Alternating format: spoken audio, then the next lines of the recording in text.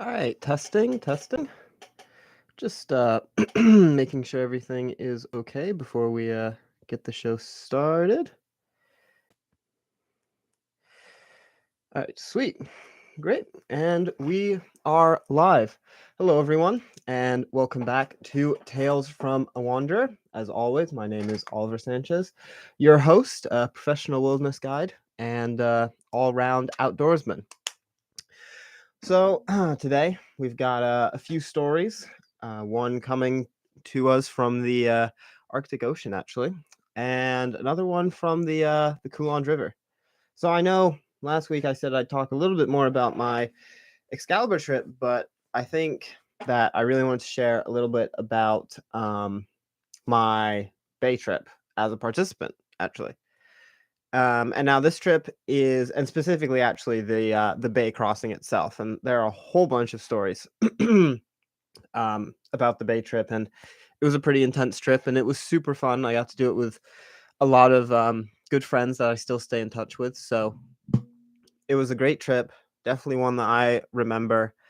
And so, that was kind of my last trip as a true participant until I did leadership. So the Bay trip is the pinnacle trip. It's the capstone. It's the biggest one. It's about 350 kilometers, 400 kilometers uh, on the Harricana, right? Yes, on the Harricana, which is kind of out there, honestly. Um, it's pretty far from anything. Um, it's way up north in northern Ontario, Canada, and the river itself feeds into the Hudson Bay, and then off of the Hudson's Bay is actually a very small bay called the James Bay, and it's all connected to the Arctic Ocean. So I like to tell people that I crossed the Arctic Ocean in a 16.5-foot canoe, which is completely true because I have done that actually. It's pretty intense, big trip, and so of course, you travel down the river for 350 kilometers and you encounter many rapids. There's a couple pretty hard sections, 1 mile, 7 mile, Mr. Bubbles, Chasm of Death, the Vortex, like all these things basically that you encounter along the way. And it's all kind of prepping you for, the last task, which is to actually cross the bay. So to cross the bay, it's 50 kilometers to cross. So you do 25 and 25. And the thing that makes it so unique and so special is that it's actually on the ocean. So you deal with tides and everything. And um, it's really like, it's pretty hard. Well, it's a pretty hard thing to do. And it's something that not many people do. So in kind of the olden times, I'll give a little bit of history, a little bit of backstory. Of course, there were always canoe guides up there, and you were kind of considered a novice until you did the Bay trip, basically, and crossed the Arctic Ocean. So, of course, as part of the program, that's what they've made the trip. So it's a long trip. Rescue is hard, right? Difficult circumstances. So me and my trip kind of find ourselves at last stand, basically, or which is the last point before you get onto the bay, basically. And you can see the bay from this. It's very basically a mangrove forest, if you could imagine that. And there's no trees because you're dropping off the Canadian Shield, and you start to drop off of it, right? And all of a sudden, basically, you're at sea level, which is crazy. You see these huge plates traveling down the river, and these huge like plates of rock, basically, that make up the Canadian Shield. And you're traveling down, you're seeing these plates, and finally, it levels out, and you can see for miles out to the ocean. I mean, it really is like sitting on the shoreline, on the coastline, and then looking out and seeing, you know, if you can imagine standing on the East Coast here, right? And just looking out and seeing absolutely nothing.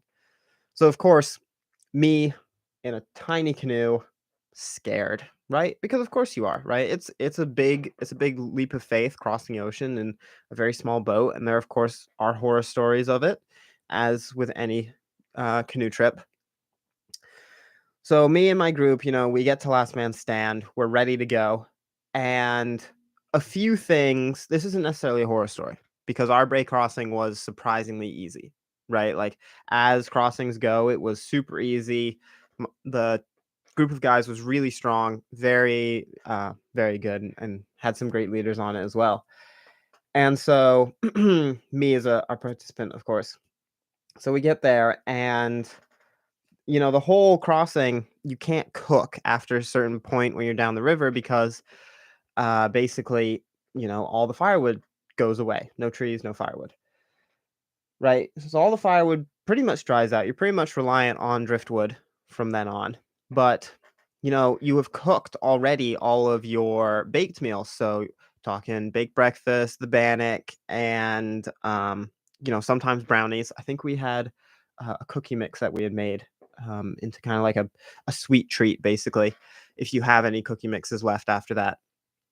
And so you know, basically you have all this food, and we had 2 food barrels on us, and it was only 4 canoe trip, which was crazy. It was 4 canoes. So, and there were 9 of us, including the leaders. So I sat Mojo. So a lot of people can say they've crossed the bay. Not a lot of people say they can cross the bay in Mojo, which is basically sitting the 3-man canoe, and I sat middle seat basically because I was the smallest on the trip and the lightest. It was harrowing trying to go down rapids in that position as well, and I have told a couple stories about that. But basically, all the food and that stuff, and we had four canoes, 4 Wanigans, 1 cook Wanigan, so 1, you've got the grill and everything, and then you have the food barrels, right? And 3 normal Wanigans, you got 2 food barrels. And without our knowledge, and we only knew this, once we set off. But all of a sudden, our food had started to ferment basically in the food barrels. So all of that baked stuff we have made tasted like olive oil had been added to it, which is the fermenting process basically happening. So it was disgusting. Um, and you can imagine the after effects. I won't go too graphic, but there were consequences to eating basically fermented food. So, of course, now we're traveling the bay, you know, farther into the future, of course. We're traveling the bay with not the most settled stomachs, I'd say, and you're doing, a little bit of this and a little bit of this, and so there were definitely consequences for that. So that's how it started, right? Before we even got there, our food started to taste weird, but we were like, oh, it's fine. Like we're on trail, like we're literally right there. Of course, silly us, right? And so we start camping, and our tides were at pretty good times. So one tide was at 4 a.m., which meant high tide was coming in basically at 4 a.m. So we had to be up and moving by 3 so we could catch the tide. And so we were like, oh, perfect. It's gonna be great. Like that's our first tide. Our second tide was 10:30, I want to say, 11ish. So a little bit later in the day. So 2 really good tides, really, really good tides. Um, No, it must have been later. 12 maybe? 11, yeah, 11:30, 12ish. Um, you see, as I didn't have a watch on me, but basically, you have to catch those tides because you don't want to be stranded out there. That's how a lot of horror stories happen. So, I'm looking over the horizon before we go to sleep, and, like, the tent's ready, your gear's all set up in it. And I'm looking over the horizon, clouds, dark clouds to the we were looking down to the north, basically, coming down on us, which meant cold weather. Great. Okay. Fine, but not like the best conditions for crossing the bay because you have a storm approaching, but we were still optimistic that we'd catch that 4 a.m. tide. So, of course, we went to sleep at like 9:30, basically. Went to sleep, and we're sleeping, and somehow naturally, I think all of us just knew it was too late to be sleeping, right? And so I'm pretty sure I woke up at like 2:30, 2:45 maybe, and I kind of sat up and I was like, it's raining. It was pouring outside, just absolutely dumping, and way, way off in the distance, you could just hear like the kind of the beginning crackles of lightning. So of course, guess the 4 o'clock tide is off. So our leaders yelled from their tent, "Nobody move! Everyone stay down! Like just go back to sleep." Right. So I spent basically an hour listening to the rain, and then I went back to sleep. And they got us up at like 10ish basically to go catch the next tide, and it was freezing. It was so cold. So I don't really talk a lot about like my gear most of the time, but I basically had a thermal on, then t-shirt, fleece, one like a windbreaker, and then my rain jacket and a hat and like oh wow, kind of like a covering for my face as well, and freezing cold basically. So you're bundled up, you're so warm, right? And you're trying to paddle, and I swear my hands were frozen to the paddle. I swear. You're paddling, right? And we make it through like the first sandbank basically. So there's numbers of sandbanks and you have to make it through. And make it through that, and the wind starts to pick up and whip from offshore basically. So it's pushing you towards shore. So we get really close to shore and it's just grass, like weeds basically, and we realize we can't paddle anymore, right? Like paddling is impossible because it's basically like knee deep water, right? But to put your paddle in and to pull, you're putting it in far more than your knee. So we have to walk, right? And so um my sternman actually took first pull basically, and we me and the other bowman basically, there's two bowmans of course, sing mojo, me and the other bowman basically just sat there, and he was pulling, and we just sat there and basically just tried to keep warm, right? Because there's wind and the waves are coming over the back of the boat, and it's miserable honestly. And I have a great, because this was the first trip I actually took a camera on and basically documented everything.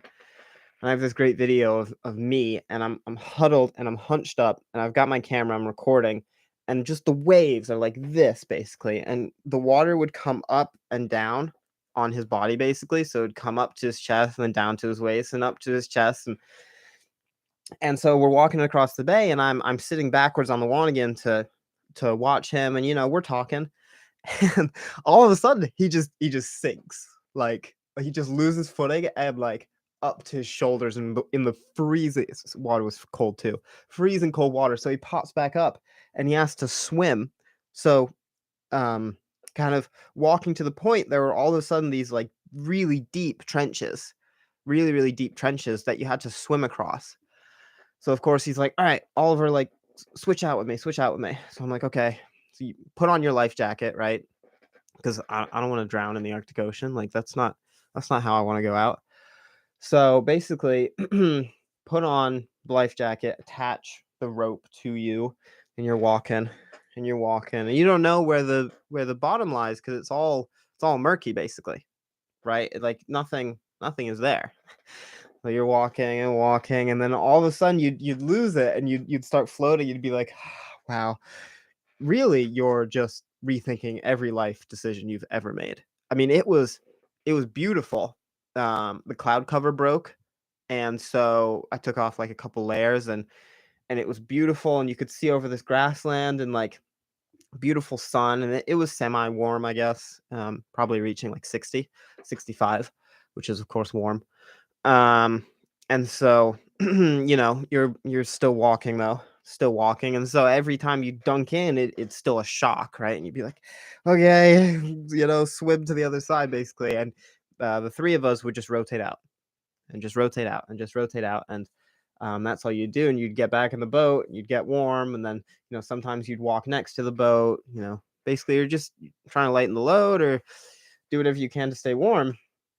And we hit we all of a sudden the water starts receding, right? So we're losing the tide, and we're not, because you've been walking, not paddling, and paddling is way more efficient than walking. And we've been walking, and you can see the point, right? The place that you are supposed to be at when the tide is going out, 25 kilometers, which should be easy.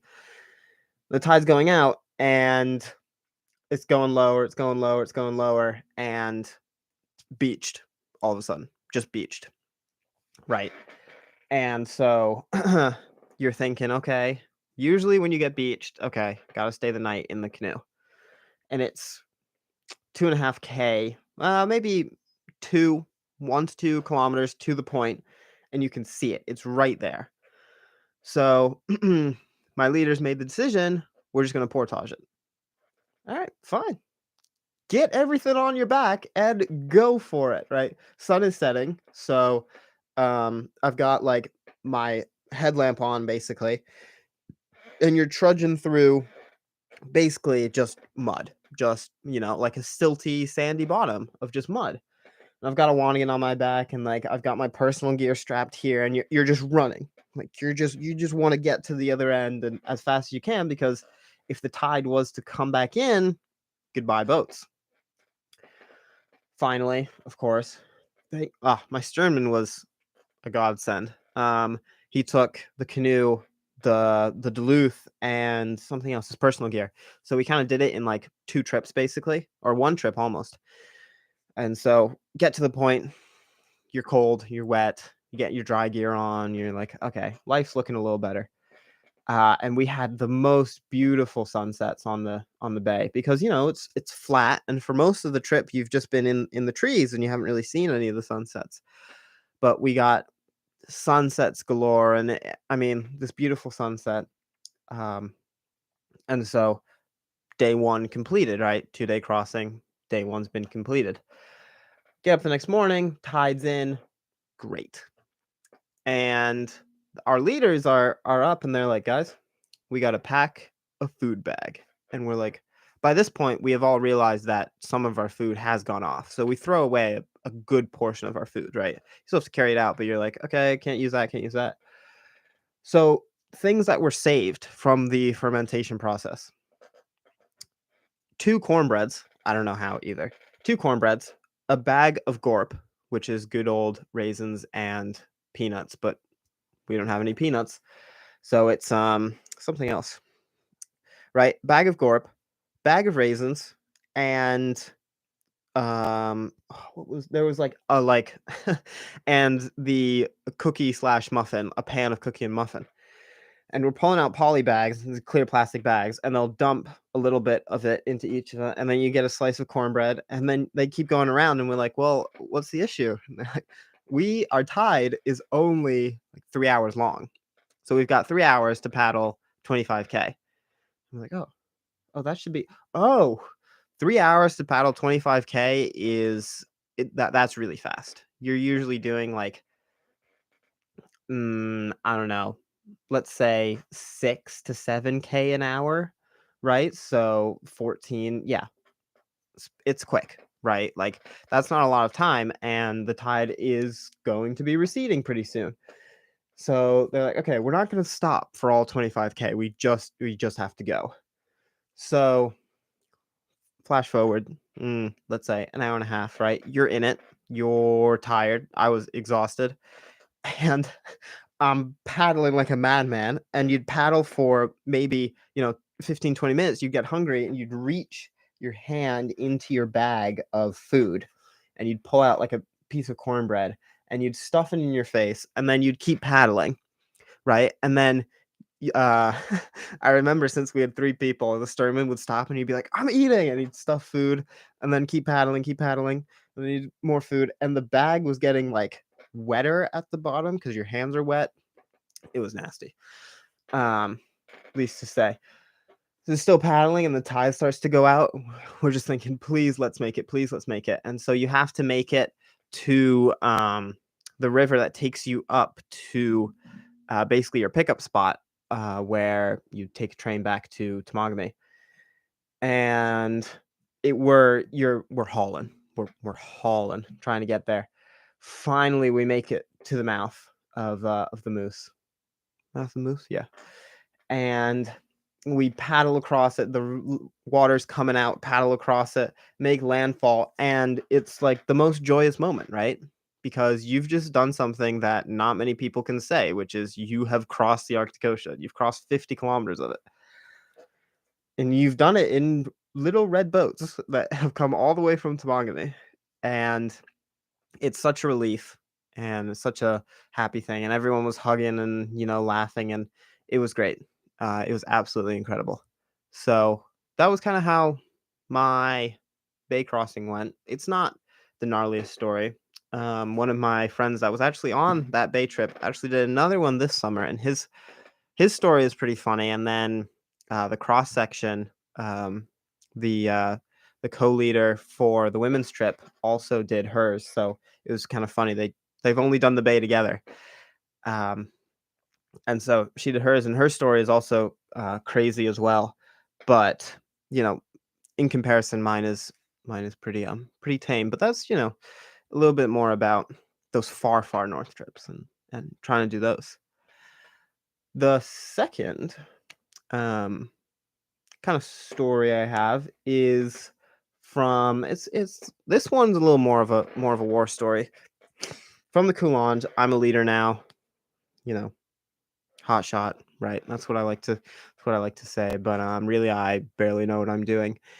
Um and we're on the river finally, so it's day 11 or 12, and you're on the river, and we get rain.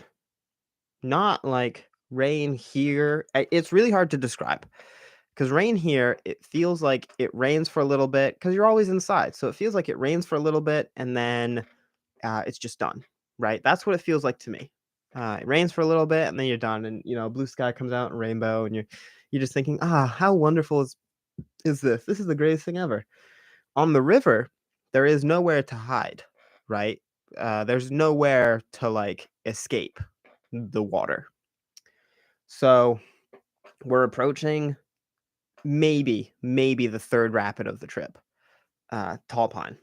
And I distinctly remember that name, Tall Pine. And we're approaching the third rapid of the trip, and it's pouring rain down. So the water level in the river is going up and up and up and up. And I'm talking with, the leader of the trip. I'm still assisting at this point. And I'm like, okay, like if this is too high, I don't know what we're gonna do. And he's kind of saying the same thing, and we get to it.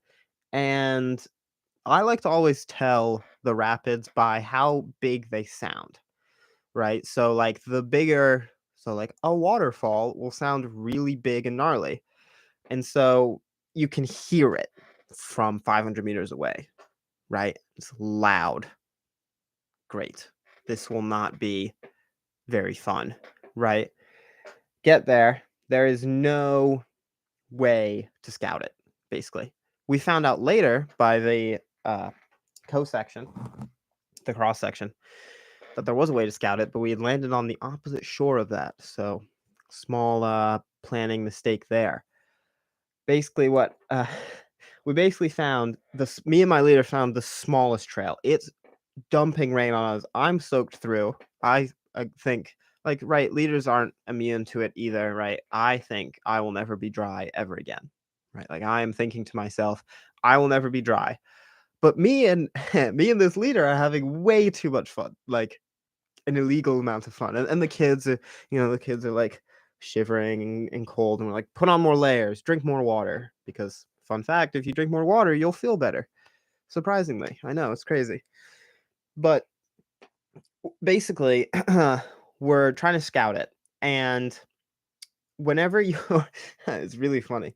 Whenever you're scouting with no trail, we find the tiniest of tiniest of trails. So we're trying to scout in this trail, and I'm getting more wet from walking this trail because every plant seems to be dumping a liter of water onto me, like bare minimum, just dumping it onto me. So we're plowing ahead, and he's in front, and I've got my head down trying to, we pop out. It's a goat trail. That's what it is. It's just a goat trail, I guess, is the best way to describe it. We get to the other end and we pop out, and we were on rocks, like just straight up rocks, wet, slippery rocks. And so he kind of goes down river a little bit downstream just to because it's around the corner, so you can't see it. Goes downstream a little bit to go and like see, more of the rapid, right? Like a normal person would. And he goes downstream a little bit and falls. And I'm like, oh, that must have hurt. And I didn't even finish the whole sentence.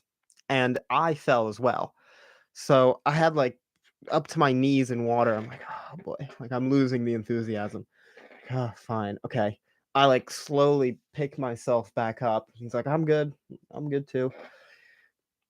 So we're scouting the rapid, and it's got 2 5-foot waves right in the middle of it, basically. Uh, so we're like, well, we could portage it, but the portage trail is terrible. Like it's just straight up not it, right? Because it's a goat trail, and we could have landed on the other side where the nice, clean, foot wide walking trail is, but we landed here, right? So, of course, we basically we've landed, and then so ridiculous. It's so ridiculous. Just the things that you do as a guide up there, it's crazy. And so he's like, well, we could portage, but this trail's terrible. Like, I'm gonna make the call. I'm gonna run it, and if we can't run it, you're gonna track down river right side, basically. Okay, I got this. I've definitely led a track before. I had not led a track before.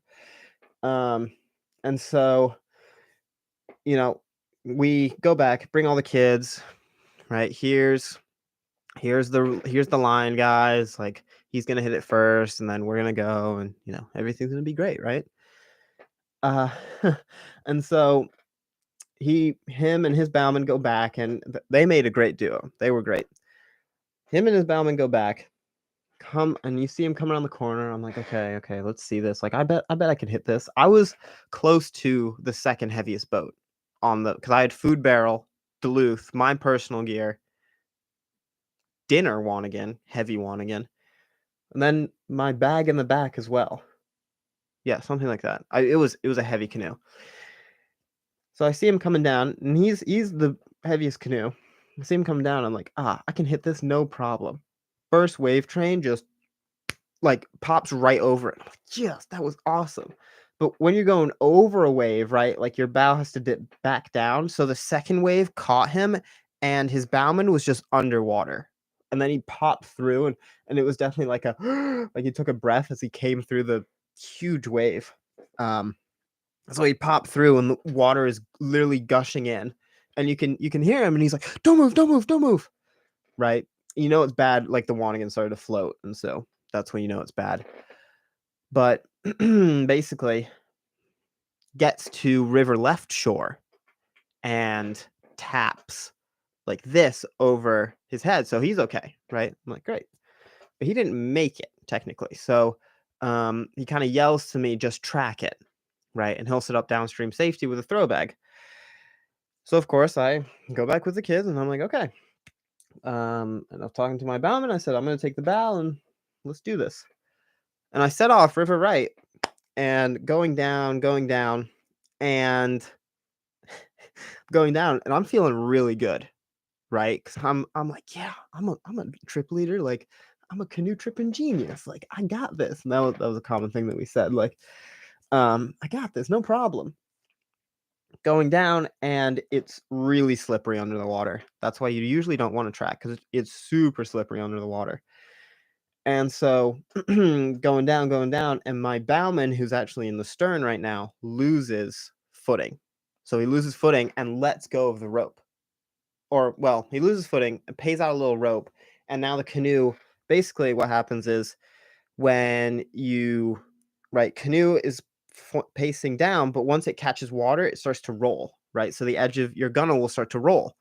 So my gunnel is perilously close, right? I don't want to flip, because if I do flip, my leader partner isn't ready to rescue me because his boat is still full of water. He's still bailing, right? Like, there's no one to rescue me in a sense. So I'm like, just let go of the rope, let go of the rope.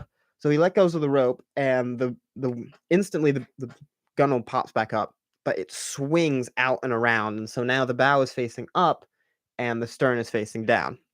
So I'm like, all right, hold on to this rope. And I climb back to the other end. Right. And I'm like, okay, crisis averted. Let's keep going. So I still have it in hand. And, you're struggling against the current. You're walking down. And what we hadn't seen from our scout basically was that there was a huge hole.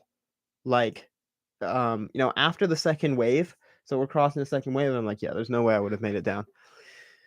Crossing the second wave, and it just sank. So I take one step thinking, firm ground. It's just like the bay crossing. I take one step thinking firm ground. It's not firm ground, actually. And I'm floating now, which is really, really bad. Because if I float and let go of the canoe, right, then basically my bowman is alone with this heavy canoe. So the canoe is now above me, right? Because I'm floating. So the canoe is, above me, and I grab the gunnel and kick back to shore and call back to the rest of the group, and I say, just line around this. So they get on shore and they walk around, and I'm swimming through it basically. And by now, all enthusiasm, right? Like I'm still having a great time, but all the enthusiasm to continue with this is gone. Like you're wet, you're cold, it's still pouring rain, so you can barely see the end of the rapid. And I would just like to stop tracking. I would like to run the rapid, but I would like to no longer be waist deep in the rapid, if that makes sense. So finally make it across, right down. And I'm like, okay, push the bow out so I can get the bow over here. And it was like, basically, I just used the same thing again so I could spin the boat around. Spin the boat around, get ready to go. Leader partner taps. Okay, perfect. Great. He's ready to go. Pushes off, catches the eddy, and just slips. It was so perfect. He just slips right out and down to the rest of the rapid. It was just a little runoff C1. Sweet relief, right? Of course. And so 3 of the kids' boats go down, and perfect. Great. This is much better. I am now much happier, right? I'm in my canoe and I get to run more rapids. So I get in, and you're catching an eddy line. And later in the trip, funny story, I did not catch the eddy line very well. But you're trying to catch an eddy line. It's moving fast. So water one way is going downstream, and then water has to fill this void, right? That kind of a rock has created, so it comes back and recirculates upstream. So I'm sitting in the upstream side basically, and I'm about to go into the other side, and my bowman just like rocks it just a little bit, right? And we kind of shake, and I'm stabilizing it with my paddle, and all of a sudden we're like in the rapid, like right away you're in the C1, and I must have just missed the line because I couldn't see because we had been stopped a little bit, and I must have just missed the line because I got a little bit a little bit off course. And so we're going through boulder fields, and like you can hear the bottom of the canoe just like scrunching across the bottom. It's so bad for the boat. But going across the bottom, and you're like shaking and bumping along, and I'm like, don't grab the gunnels, right? Because if you grab the gunnels, then that's it. Super low water. I'm on the wrong side. And I'm making it down. I can see the flat water. I'm so close. I can see the flat water, and I'm just like spit out basically. Because the water's moving so fast, I'm basically just spit out the bottom. And you take your little breather, and you're like, whew, okay, it's dumping rain. Okay, quick breather. All right, what's next? And that's how it goes, right? All down the river, because you're always looking for, okay, next rapid. Okay, what's the next thing that I have to do, right? And the river notes that we had were useless basically because they only showed you where the rapids were, not really what they were. And we had high water levels, and so because of the rain.